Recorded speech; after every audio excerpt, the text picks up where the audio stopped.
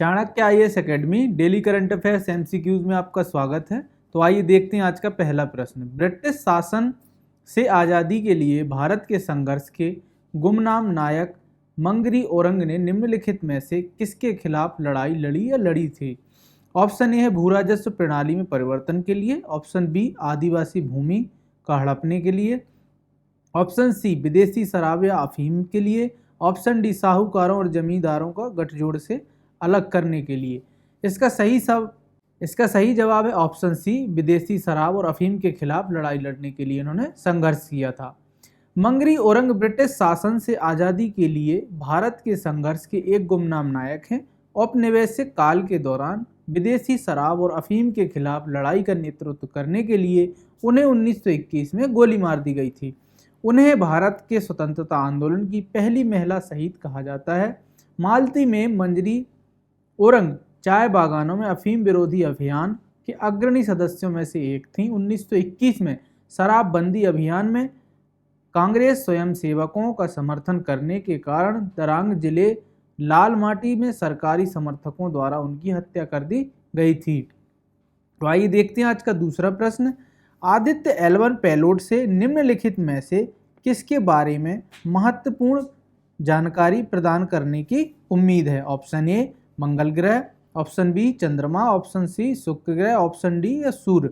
इसका सही जवाब है ऑप्शन डी सूर्य। आदित्य L1 पृथ्वी से लगभग 1.5 मिलियन किलोमीटर दूर सूर्य की ओर निर्देशित रहेगा। यह पृथ्वी और सूर्य के बीच की दूरी का लगभग 1% है। उम्मीद है कि Aditya L1 payload coronal heating, coronal mass injection, pre flare और फ्लेयर गतिविधियों और उनकी विशेषताओं, अंतरिक्ष मौसम की गतिशीलता, कणों और क्षेत्रों आदि के प्रसार की समस्या को समझने के लिए महत्वपूर्ण जानकारी प्रदान करेगा। उपग्रह को इसमें रखा गया है। प्रभा मंडल कक्षा बिना किसी प्रभाव या ग्रहण के लगातार सूर्य को देख सकती है। आइए देखते हैं सवाल नंबर तीसरा। राष्ट्रीय पेंशन योजना के संबंध में निम्नलिखित कथनों में से कौन सा कथन सत्य है?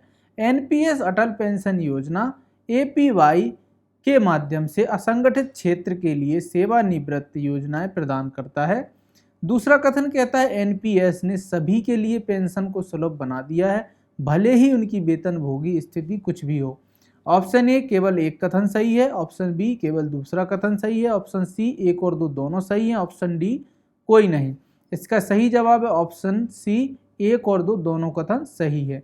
एनपीएस जिसे पहले नई पेंशन योजना के रूप में जाना जाता था, अब अटल पेंशन योजना के माध्यम से असंगठित क्षेत्र के लिए सेवानिवृत्ति योजनाएं प्रदान करता है, जिसमें संघ और राज्य सरकार के प्रबंध के अलावा 4.94 करोड़ सदस्य और 18.13 लाख औपचारिक क्षेत्र के कर्मचारी शामिल हैं।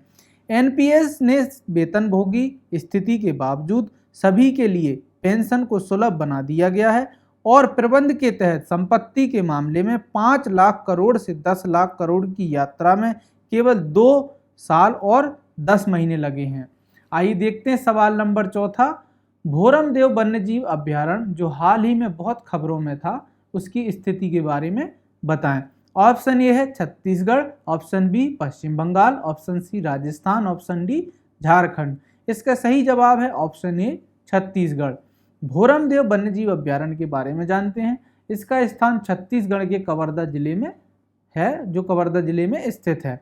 इसका नाम अभ्यारण्य के पास स्थित 11वीं सदी के प्रसिद्ध भोरमदेव मंदिर के नाम पर रखा गया है।